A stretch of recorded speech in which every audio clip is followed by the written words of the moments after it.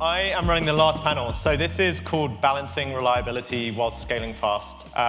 And I mean, it should be obvious, but hypergrowth in companies is really, really hard.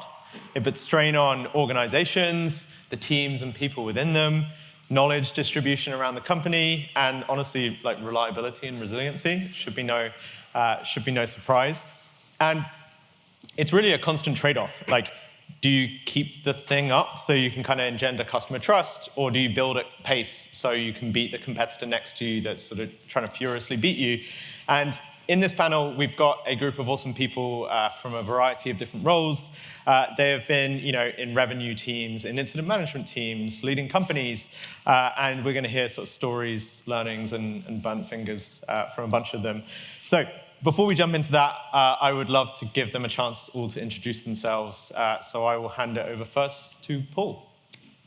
Hi, I'm Paul Williamson. I today spend a lot of time advising early-stage companies about building their go-to-market teams. So how do they scale up their sales and marketing organizations? And with a specific focus on early-stage companies, as Stephen just mentioned, going through that hyper-growth phase. They've just hit product-market fit and they're trying to scale. But prior to that, I spent about 20 years doing a variety of different go-to-market leadership roles. Most recently, I was the CRO of a company called Plaid, which is a financial infrastructure company. And prior to that, spent time at Visa as well as Salesforce.com. So I've been in go-to-market stuff for the better part of like the last 20 years. That's me. Awesome. How about you, Tom? Thanks. Hello, everyone. I'm Tom Blomfield. Prior to my current role, which is a partner at Y Combinator, actually just around the corner, I worked with Stephen, Chris, and Pete at Monzo, which is the UK's leading neobank, I guess I would say. We built it to 5 or 6 million customers when we were all there, and since then it's got to about 10 million customers, about $1 billion of revenue. And before that, I worked with Pete, again, at GoCardless, which is another of Europe's top fintechs doing payment processing. Awesome. Mel? Hi, I'm Mel, aka the Good Mel, and I look after reliability at JPMorgan Chase, specifically for Chase UK, who is challenging Monzo on its title, hoping to do very well.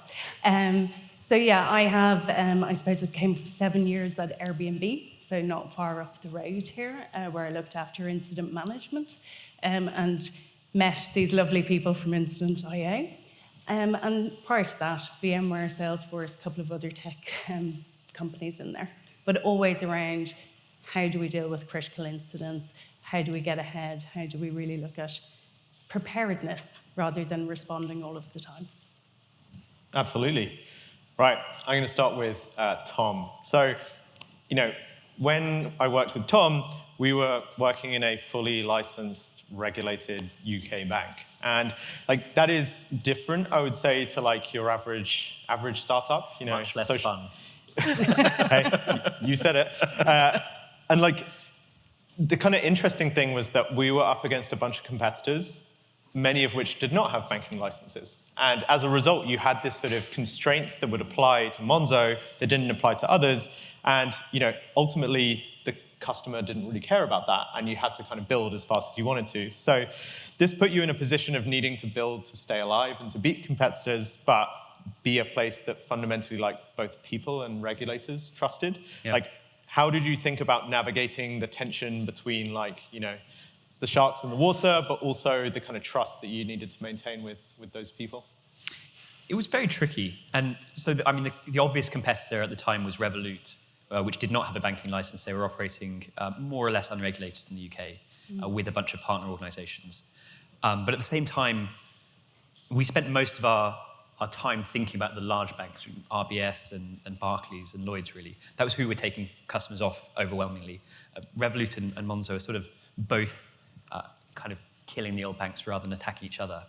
But it was very tricky, especially as in the early days it was fine. The regulators sort of never really believed we'd get to any kind of scale. Mm-hmm. But once we got to 1 million customers and we were in the headlines every day, balancing bringing out product functionality with not just reliability, but giving the regulator the 3 or even 6 months notice they wanted of new product launches, which is this kind of crazy tension that I never really expected to have to deal with. And honestly, I'm not sure we got a really, really good answer while I was there. But a bunch of things went wrong, and in response to that, I think Chris actually wrote an open source library which became Incident to try to manage when something went wrong, it wasn't just an internal customer you needed to tell. If it was sufficiently bad, I as CEO needed to know. I needed all my executives to know. I needed my board members and my board risk committee especially to know. And then we'd have to figure out which of the various different regulators needed to know, and then how to talk to 5 million customers, and then also talk to the press and a customer service team who were being bombarded. So it was... Sounds easy. Sorry? Sounds easy. Yeah. It was a lot of pain, honestly. And so traditional kind of incident management didn't work for us, really, which is why we started building this kind of tool internally that tried to make some kind of order of the chaos. And a lot of stuff did go wrong, but I think we got better and better at dealing with it. Yeah, I empathize. I think Tom would never say it himself, but he is very good at creating memes and phrases that sort of stick around in a company. And there was this one thing that I don't know if he originated it, but he popularized it, which was the idea of moving fast in control. You sort of rallied the company around that as a meme for a while. And I remember something Formula One car. Yeah. Can you sort of fill us in the details of A, what was that? And then B, why rally the company around it? Yeah, I think past a certain scale, and that scale is probably 200 or 300 people, the job of the CEO is basically to pick a singular focus and make sure the entire company knows what that is. And that's more or less your only job. I mean, also hiring the right people and putting them in place, but basically picking a thing we're going to do and a load of other stuff we're not going to do, and then communicating that endlessly. If you've said it 100 or 200 times as CEO, there's a possibility the person hearing it's probably only heard it 2 or 3 times and needs reminding. And so picking something that's interesting and evocative and sort of people can keep in mind is so important, so that when they're working in their own teams, figuring out should we do A or B, they sort of remember the thing. And so for a long time, this quite a horrible meme was unit economics. We needed to fix unit economics, and it was Chris is nodding in the background. It's crazy pictures of me screaming unit economics. And we did fix that. And then the problem became, we're growing so quickly now, how do we continue this growth whilst also not getting shut down by this regulator who's looking for any opportunity to do so? And so the evocative image was this idea that some of our competitors were running, I think the metaphor was like a drag race. They'd strap a rocket ship on top of a drag racing car, and they could go really, really, really fast in a straight line. But as soon as there's a bend in the road, they're going to just come off the track and explode. And instead, we at Monzo wanted to be more like a Formula One car. It's going to go around this track at insane speeds, 250 miles an hour. But the team needs to be like a pit stop crew. It came in, everyone works together to change the tires, to refuel, and get it back on the road as quickly as possible. And those things are driven with a level of precision and control and professionalism that we wanted to aspire to. So we didn't want to be this kind of cowboy rocket ship kind of fueled drag racing company. We wanted to move fast but in control. And so that Formula One car was just the kind of the image we strive for. And I'm not sure we always got it right, honestly, but it was a useful metaphor. Yeah, I mean, maybe the last thing I can then open it up to Paul and Mel. Do you feel like there was ever a time or a phase where you had maybe got the balance wrong between reliability and the speed that you were shooting for, and you kind of had to correct, or was it just a holding on for dear life style situation? I think we slowed down too much, actually. In the early days, the first 2 or 3 or 4 years, the pace with which we were able to build incredibly high-quality software and ship it almost flawlessly. Mm-hmm. The times we had really bad outages were basically all third-party suppliers that we were reliant on, and our solution to that was to rebuild those things internally, and then overwhelmingly those things worked flawlessly. For example, we had an outsourced card issuer processor that caused probably the worst ever outage in Monzo history. It was 12 hours of downtime. We had the entire company in the office on a Sunday, it's 120 people at the time, manning customer service lines because we had 500,000 customers who couldn't spend their money. They were stuck at a grocery store checkout with, a basket of groceries and kids in tow, and they couldn't pay for their food. And so that was an incredibly sort of emotional time, but overwhelmingly it was caused by third-party suppliers going down. And so rebuilding that internally, we had a guy called Richard Dingwall, and you all know very well, who basically said, we need to rebuild this. Can you do it? He sort of looked a bit shocked, and I don't know what it was, 3, 4, 5 months later, came back and said, there it is, I've rebuilt it, more or less. Similarly with, we need to launch Apple Pay. A guy called Dan Cannon goes away, and 3 months later, he's like, there's Apple Pay. So the amount of stuff we built to an incredibly high quality that is still working exceptionally well today. I worked it out the other day. Monzo's doing something like 20,000 transactions a second now. Wow. On infrastructure we built in-house from scratch. We built a full banking system in-house, and it scales, and I don't think it's even close to reaching any scaling limits. It's just incredibly well architected. So I'm very, very proud of what we built. I don't think we were able to communicate to the regulator effectively how that approach actually was better for stability and reliability. Mm-hmm. And we succumbed, I probably wouldn't say this if I was still the CEO of a regulated bank, but I think we succumbed to the regulatory pressure of you've got to do things in 6-monthly increments and give us this huge, huge, huge visibility, versus our approach, which is taking the startup approach of we're just going to launch a lot of small products to a small number of people so that the blast radius is actually very self-contained. If it goes wrong, we'll reimburse those people and we'll roll it back and we'll fix it. But constant iteration, I think, is just the way that tech companies have been able to move much faster than incumbents. And looking at Monzo over the last 6 months, actually, the speed of product launch has been super, super impressive. And I don't think I achieved that in sort of 2019, 2020. We were just on the back foot, constantly trying to keep the regulators from shutting us down. But I think the new management team, the CEO and COO who've been running it for the last 4 years have done a phenomenal job actually striking that balance much more effectively than I did. Yeah, no, they're phenomenal. You said third parties there, and then that made me think of you, Paul.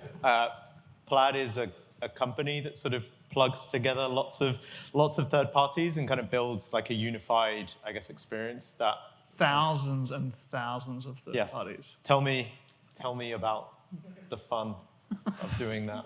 Well, So the operating environment for Plaid was a very complex one. Number one, like most technology companies, we were building our own product, and that product then had customers, and those customers then had consumers who were using those. When I first joined Plaid, we had about 100 clients. Towards the end of my time there, we had a little over 7,000 companies that you'd be using Plaid. But the big challenge for us is that we then had these other things, these clients in the back end, and we were integrating into large financial institutions. So we could have technical problems with our products, but the banks themselves and the reliability of their infrastructure was one of the biggest challenges that we had to handle every single day. And so there were incidents and issues that were within our control, and there were incidents and issues that were well outside of our control, but we were still held and seen as being responsible for that. And that challenge got bigger and bigger as we added more clients, and it got exceptionally large because by the time that we were kind of broaching about 7,000 customers of Plaid, around about 140 million US consumers had used a Plaid-powered product at that point. And this is everything from you receiving your payroll, to you wanting to do investing, to even we went from fintechs into traditional financial institutions as customers, and then we were working with other companies like a Tesla. Like I wanted to repay my loan for my Tesla vehicle. All those things were powered by Plaid. And when those things broke, we didn't just hear from the 7,000 clients of our product, the customers of our product. We also heard from our consumers. And then we also heard from the banks saying, hey, what did you just screw up for our tens of millions of users? And so we were between a rock and a hard place and another hard place. And then we also then had financial regulators sitting on top of us, because if we did something wrong, it could also affect more broadly the entire financial system. So needless to say, incident management was a very, very critical part of the business process for us at Plaid. I didn't realize this is actually sort of financially regulated, like. Yeah, we're a hyper-regulated panel at this point. Absolutely. Mel, I will get to you in a second, but I wanted to expand a little bit on that, on the kind of massive user base side of the world, and kind of given your role, like, you know, I don't think you are an engineer or an SRE team or anything I like that. am not, should not be, could never do it. How were you involved in incident management? Why was it important? You've obviously given us the kind of like blast radius of, you know, we had customers and they had tens of millions of customers, but like kind of if we got it down to something very like, you know, concise, like why did you really, really care in your role? At the end of the day, I was responsible for the revenue and growth of Plaid. And whether you like it or not, you are gonna have product issues. And product issues are part and parcel of what it is that you need to deal with. But I'm not a believer that that is a technical, engineering, or SRE problem in isolation. In fact, I needed for that to be a core part of what it is that I did every day, because not only did I need to communicate that to hundreds of internal employees on the sales and customer side, and support side, but we had to communicate those things externally to banks and financial institutions and to our customers. And then sometimes, especially, like it could be at times like tens of millions of consumers that would be contacting Plaid. And so we had to absolutely be on top of that, because it would not only obviously affect customers, but it affected our ability to grow the company. And you know, more often than not, because we had a very PLG or product-led growth motion to what it is that we did, we could actually have potentially thousands of companies evaluating our product at any one point in time. And in that evaluation, they were also looking at whether our product worked. And so, again, I'm a really big believer in the fact that it's not that something will go wrong, it's something will absolutely go wrong. And the importance there is how unified is the technical organization and the go-to-market organization in responding to that. And honestly, it's in those moments that you actually create the most trust and partnership with your customer. And you've got such an amazing opportunity in, at times, some of the worst moments to really go and prove that you are the right partner of choice, because what we had to accept at Plaid is that these 7,000 plus companies were literally building products that were 100% dependent on ours. And if I ignored that fact, then the success of the company would be held back. So Absolutely. Embrace and accept that that's part of what you needed to do. 100%. I want to get your take on this, Mel. So you have, you know, a revenue leader, a CEO, you know, being in the kind of incident management team at Airbnb and, you know, now at JPMorgan, like, I guess, what is it like to work with, like, do you interact with these personas like very directly? Would you have any advice for those that kind of want to work well with them when everything is maybe a bit on fire? I think a lot of it actually is around, can you build those relationships prior to the house being on fire? Yep. Right? Like, can you actually figure out what you need and who you need to bring to the table? Definitely being in, you know, Airbnb to JPMorgan Chase, they're just worlds apart. So this regulatory piece and the controls and the what you have to do, it gets very difficult very quickly. And I think, you know, for us, one of the things is you want everything to work so well, but you need happy employees with that as well. And when you get very curtailed by these incidents and everything that happens, we've just spent quite a lot of time where there hasn't been a huge amount of forward-thinking technology because we're fixing all of the things the regulator wants us. And it's not a very exciting place for engineers to be when that happens. Yeah. So kind of keeping it up to date, but interacting with people like this, yes, all the time at the moment. And I think it's getting to know your audience as well. So an introduction to the PRA, the regulatory body in the UK, was eye-opening, to say the least. And I think there needs to be, I suppose, it would be great if we could all come together in some way, and there needs to be an education of people in those regulatory positions as well, because sometimes what they're asking for they're just not quite up to date on where technology is. So explaining to them that, we are on AWS and we find we are resilient, and they're not accepting of that because they're not physical data centers like they're typically used to in banking environments. So bringing in the right people, the right leadership, and having them talk to these things and translate from a tech to a business perspective is really helpful. 100%. I mean, like, Tom can empathize there. So I knew some of the early engineers that went to do this, like, little bank thing that they were going to try and build.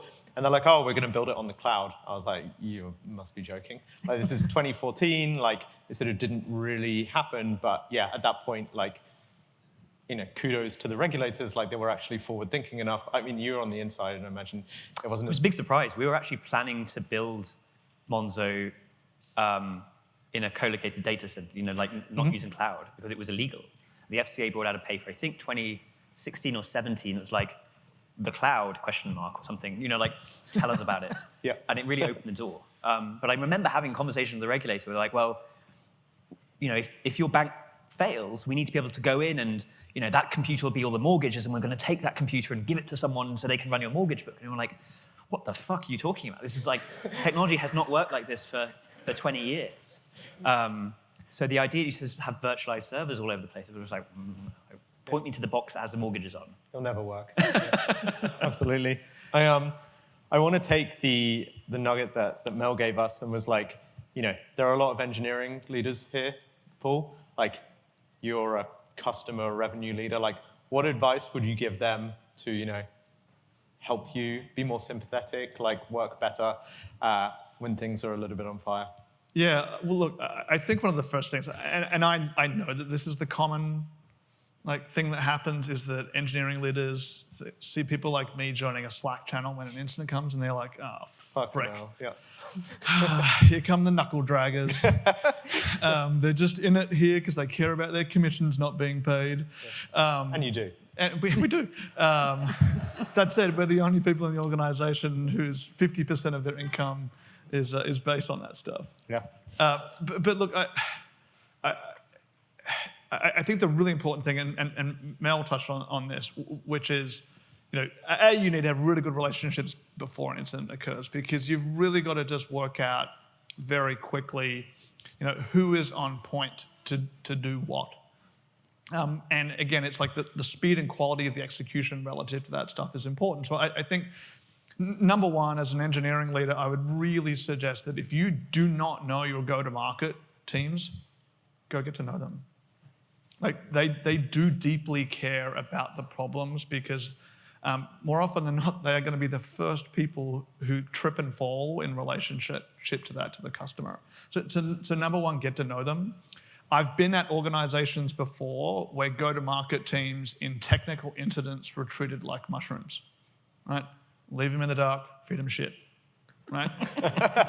Didn't think that was where that was going. And that was the belief. I'm not going to name the company. Feel free to go through my LinkedIn profile.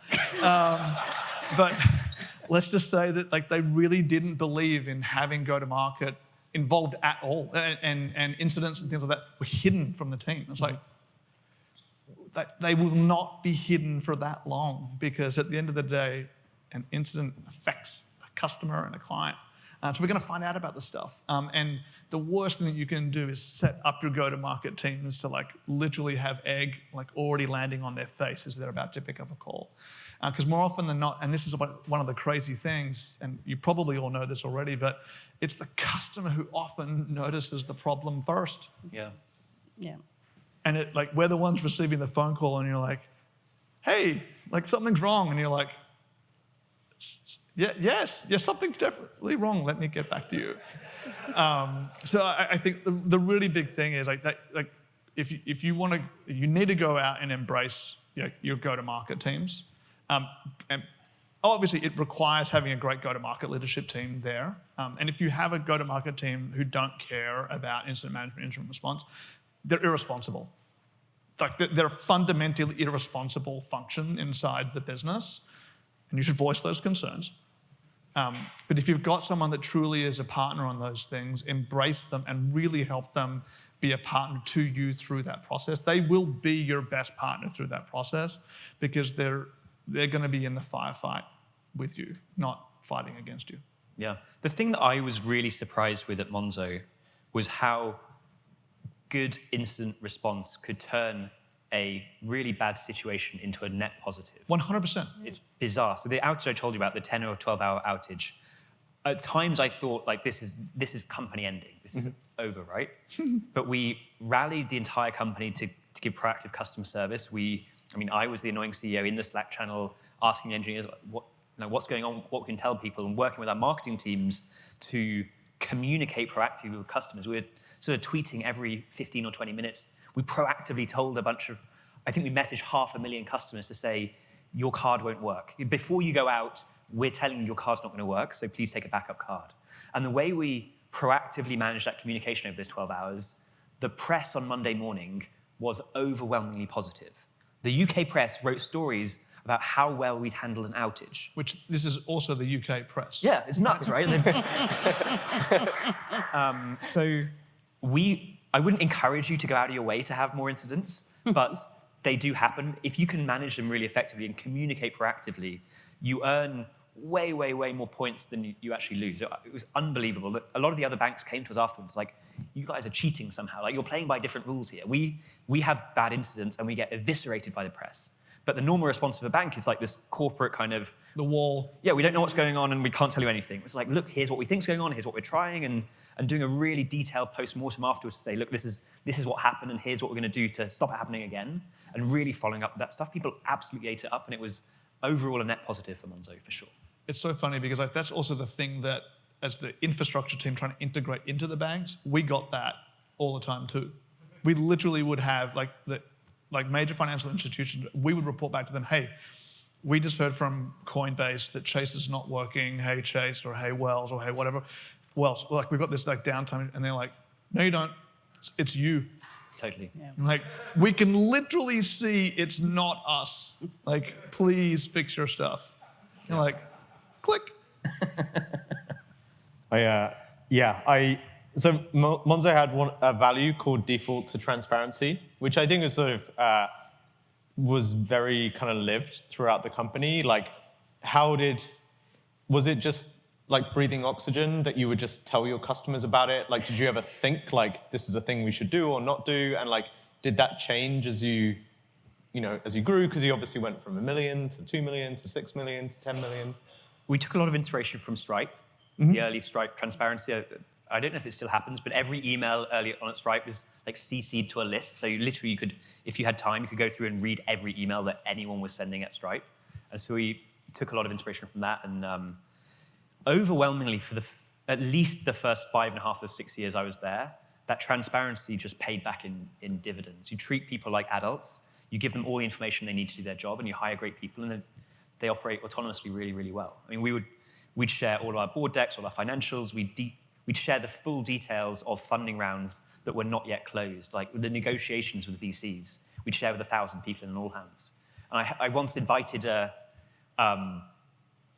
Axel, a VC, into one of these all hands halfway through a negotiation over a funding round. And I forgot they were sitting at the back. And I started going through all of the offers we had from VCs. And this Axel partner was like, what the hell are you doing? Like, this is going to leak immediately. It's like, I don't think it will. And it never did. And it was sort of amazing. So, yeah, absolutely.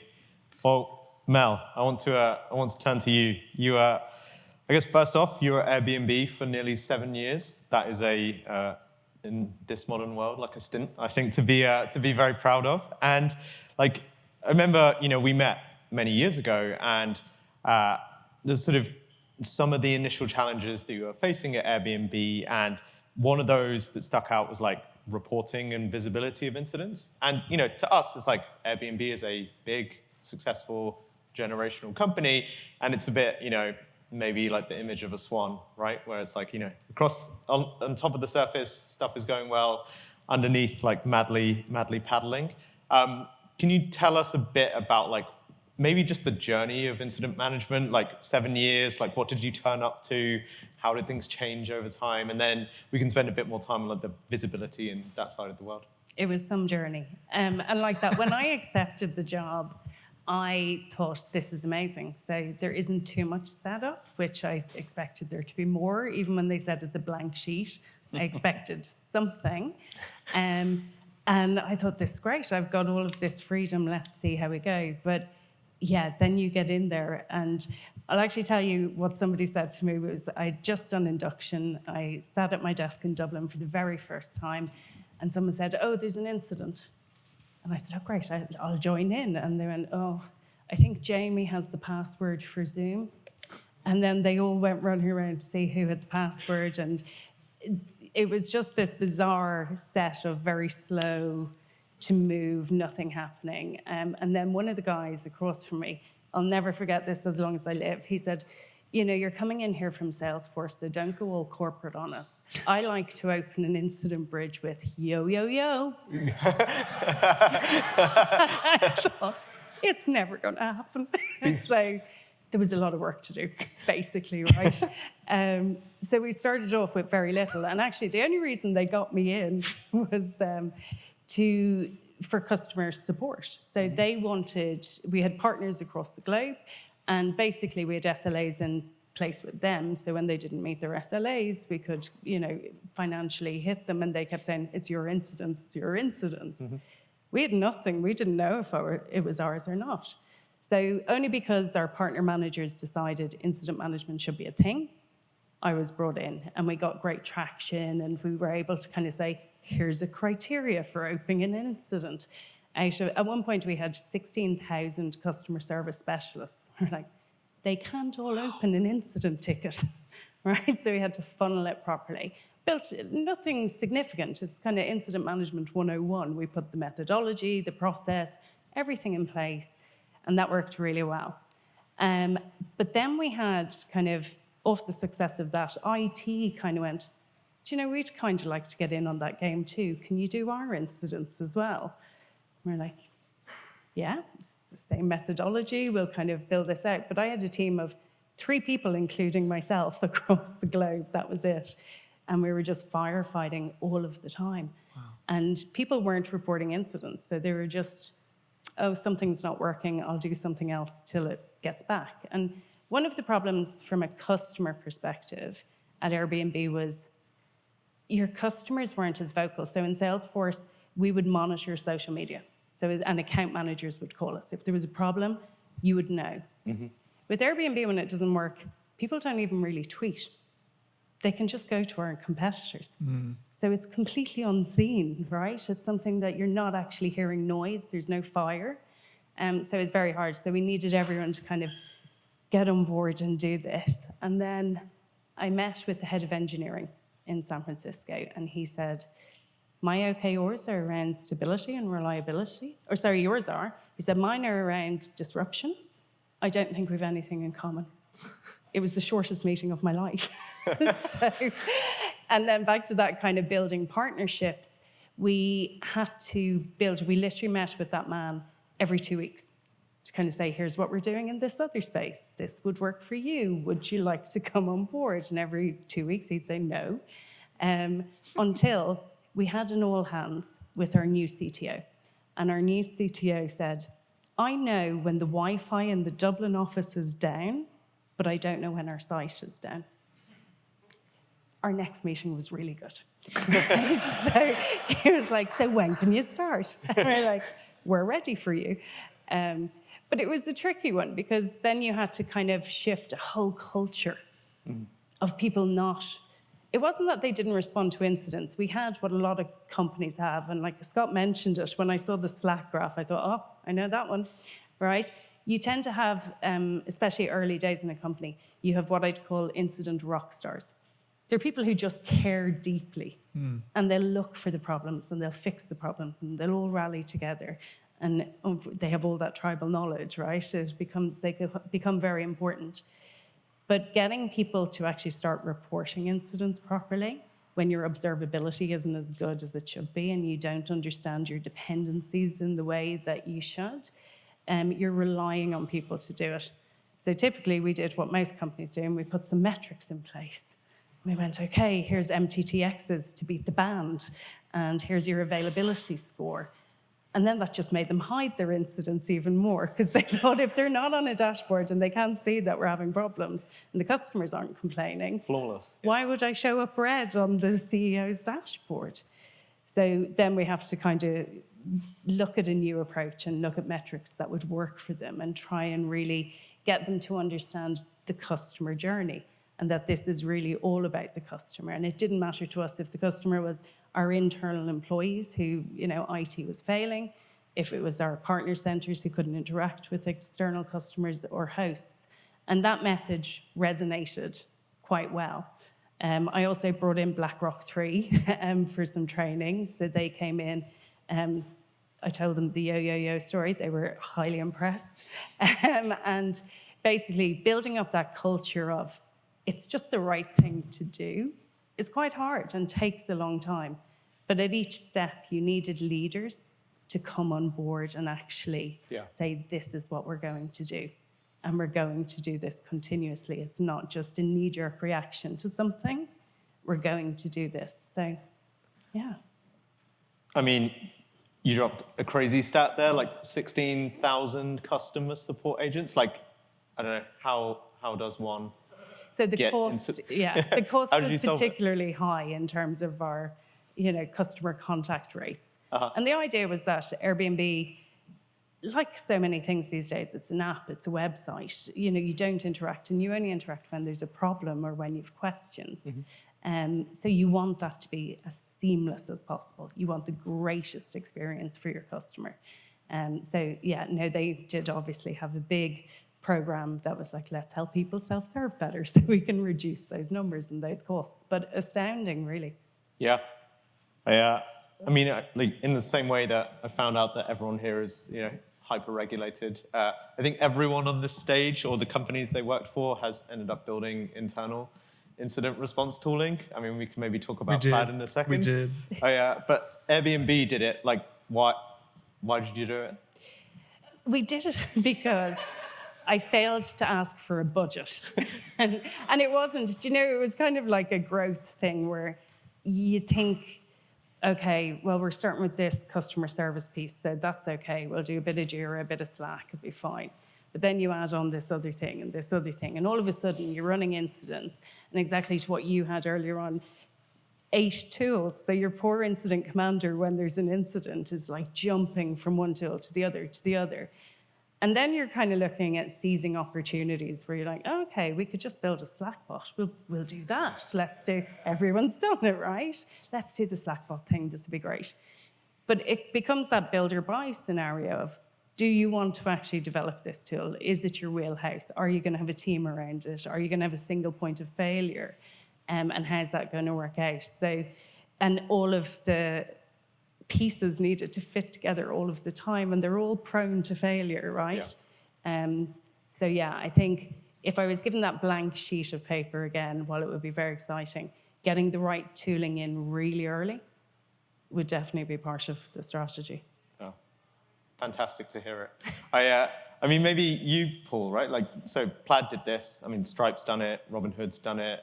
I mean, there was a phase where it was really necessary. Can you talk to us about, like, again, I think Paul hasn't shared it, but Paul turned up to, I think he joined Plaid at 40 people and a couple of people in go-to-market. So you really did see the evolution from ground zero. Like, when did Plaid go from the, like, manual phase to the we should build a thing phase, and then kind of ultimately so beyond that? Yeah. I joined very early, and literally the first major incident that we dealt with, which actually started the day before I started, was not a good sign. not a good sign at all. We were getting data from Intuit's data connectivity tool at the time, and Intuit had a right to cancel that contract, and they had a right to cancel that contract at any point in time, which they did, and so we went from having connectivity to about 400 to 500 banks to 11 in 24 hours, which was super awesome. So let's just say that our incident response at that point in time was quite rudimentary, and that was everyone running around going, fuck, fuck, fuck, fuck, fuck, fuck, fuck, fuck. And then we were like, the way to solve like data connectivity was that we would make every new engineer who starts at Plaid write their own integration to a bank. And we were onboarding enough engineers that we sort of do like literally build like unique bank integrations. It would literally like, you have 24 hours to build a bank integration, go. Please help us fix our failing company.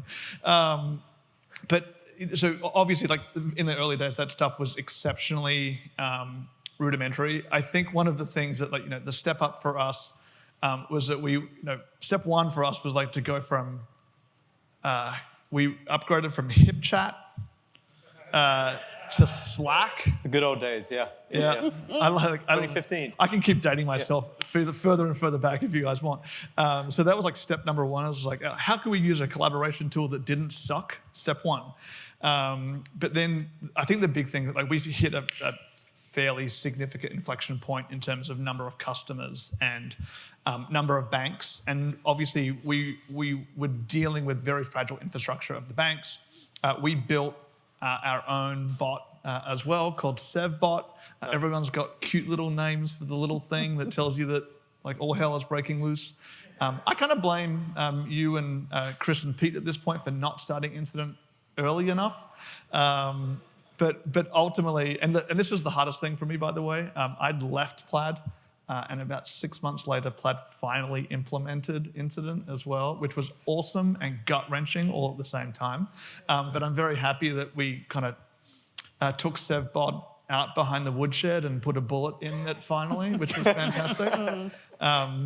But yeah, we just hit this really crazy inflection point of number of customers and institutional connectivity and the challenges that came with that. That just we knew that we needed to scale and do things better. Yeah, makes a ton of sense. I mean, I guess rounding out here, I mean, Tom, I remember there was like, I think you literally had a special phone that got called. I was wondering when that happened. Yeah, can you tell us about? Phone. Yeah, what? I mean, this is very like kind of nuclear Cold War stuff. Like what?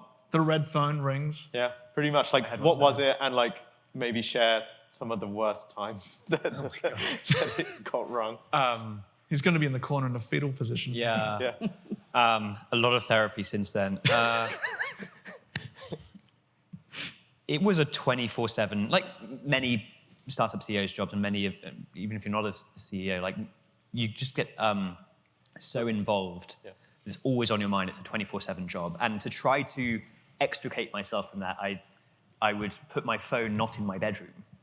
But obviously we had PagerDuty set up and status page, and like this mishmash of tools. And so PagerDuty had to have some way to get through to me at, if a bad enough thing happens at 4 a.m, I needed to be woken up so that I could then phone the chairman and phone the regulator and start prepping media.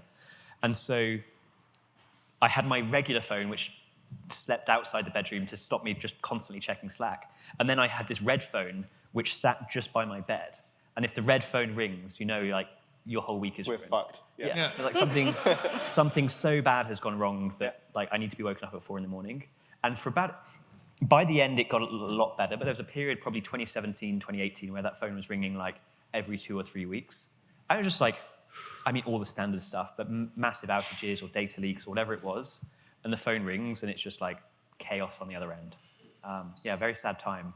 Well, sorry to make you relive it incredibly publicly. Honestly, I could go and talk about this stuff for a very, very long time, but yeah, I think my kind of personal takeaways from the panel is that like there is sort of shared pain that goes with incidents, and I think that often incident management sort of sits with reliability and SRE, but in reality, like customers are usually the first to feel the pain of this stuff. Paul can empathize both from like a customer perspective, but also ultimately your wallet perspective from the from the commission side of the world.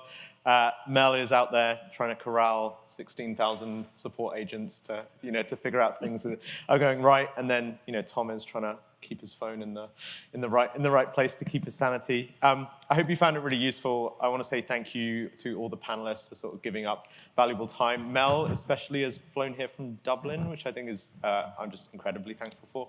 And Tom came, I think, 1 block. To travel here. So, exactly 1 block. Thank you for your sacrifice. You're welcome. Thank you, team. Really appreciate it. Right. Thank you.